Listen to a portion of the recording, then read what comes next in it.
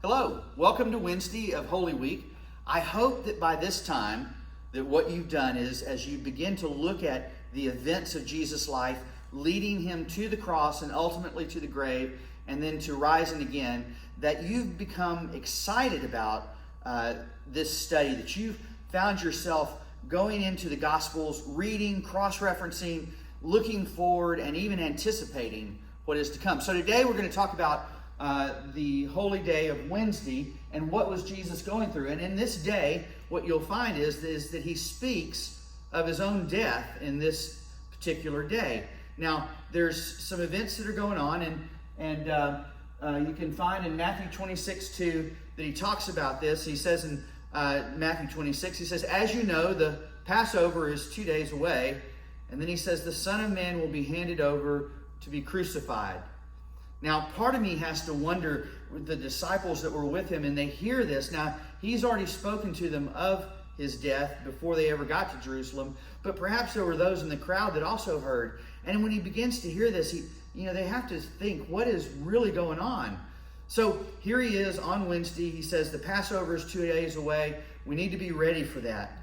And as he's doing these things, Jesus is spending his nights on the Mount of Olives at this point, and coming into Jerusalem, and he goes into the temple and he begins to teach, and then he goes back to the Mount of Olives. So as he's coming into the temple, there's some Greek Gentiles that seek to meet Jesus. They've heard about him. They've come to Jerusalem to worship. They were probably proselytes that were wanting to go into the Jewish religion, but they were still Greeks. They were still Gentiles, and they wanted to meet Jesus.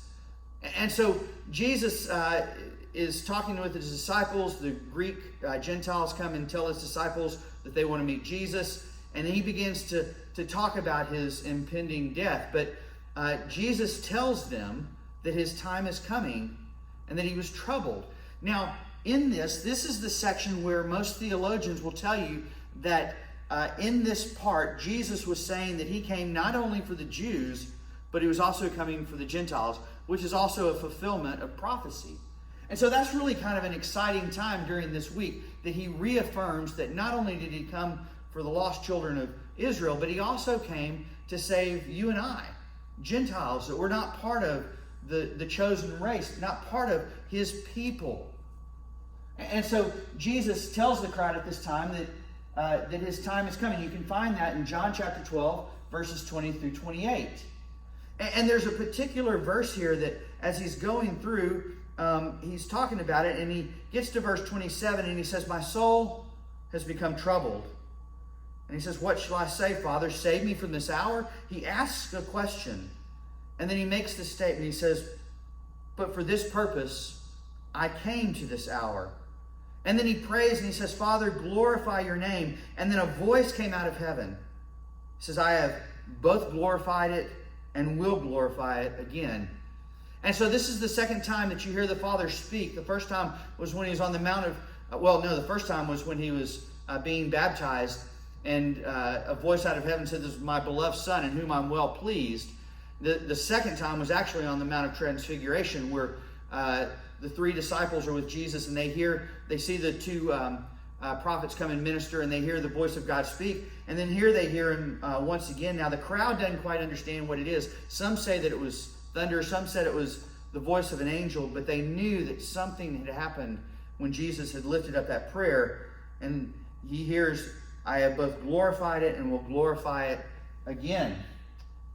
After this, Jesus begins to talk of his death and the manner in which he's going to die. And he looks at those that are around him, and he tells them that he has to go do this. You can continue on with the story in John chapter 12, starting with verse 28, go on through verse 50. And you can also find some of this in the other three synoptic gospels. But as he begins to talk, he begins to tell them that he has to die and that he has to go to the cross.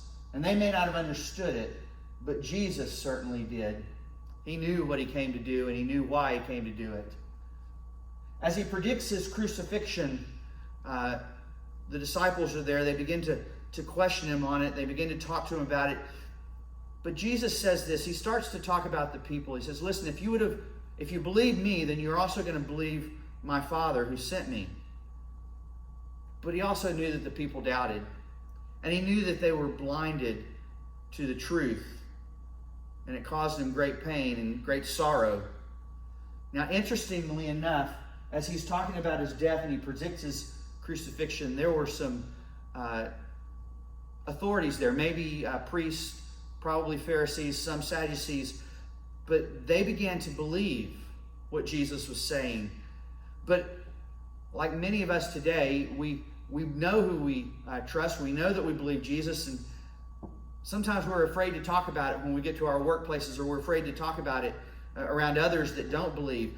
These authorities were also afraid to talk about it because they were afraid that if they confessed that they believed that Jesus truly was the Son of God, that they would be put out of the synagogue. So he's predicted his death. He's talked to the Gentiles. He's talked to the Jews. He's taught in the temple, and he tells Peter, or he tells the group that the Passover is coming, that his crucifixion is at hand, and that he would be handed over to the authorities. And all along at this time, the chief priests and the scribes are looking for a way to be able to trap Jesus. They're looking for a way that they can get him away from the crowds. Because see, at this moment, Jesus is very popular with the crowd. As he finishes his teaching in the temple, and as we see the chief priests and the scribes are looking for a way to kill Jesus, he begins to leave, and he goes from Jerusalem and he goes back to Bethany. And as he's at Bethany, he stays in the house of Simon the leper. While he's there and he's seated at the table, a woman comes in and she takes a very expensive ointment and she pours it over his head. The disciples, and in particular Judas, was very upset over this. Why is this woman wasting this ointment? It could have been sold for a lot of money. Now, the disciples, not Judas, but the disciples were thinking, well, yeah, we could have helped the poor. But Judas was thinking, hey, that's money I could have stolen out of the kitty, because he was the treasurer. He was the one that kept the money. But still, she pours this over Jesus, and Jesus says, listen, leave this woman alone. She's preparing my body for burial, and that she would always be remembered for doing it. These are just some of the things that were happening in the life of Jesus through this particular day of the week, on Wednesday, as he was heading towards the cross, going to the tomb, and then would eventually be raised from the dead. What you find here is several prophecies being fulfilled. In Numbers chapter 21, verses 8 and 9, Moses is talking about that he would be lifted up. Just as Moses is lifted up in the serpent, so would the Messiah. And you see the fulfillment of this as Jesus talks about the manner of his death in John chapter 12. In Isaiah 42:6, Jesus fulfills the promise to the Jews that he would also be a light to the Gentiles. You see that in John chapter 12, verses 35 and 36. And then Isaiah 6:9 and also verse 10 of Isaiah 6, it tells us that the people's hearts would be hardened. And Jesus reminds us of that. This is the day in the life of Jesus that he was telling others that he was to be crucified. As he ends his evening, no doubt he went and had some time with prayer with the Lord, and then he waited for the next day. Tomorrow is Thursday. That's the day that he goes into the upper room. Join us as we continue this walk through the Holy Week, and we look at Thursday's events.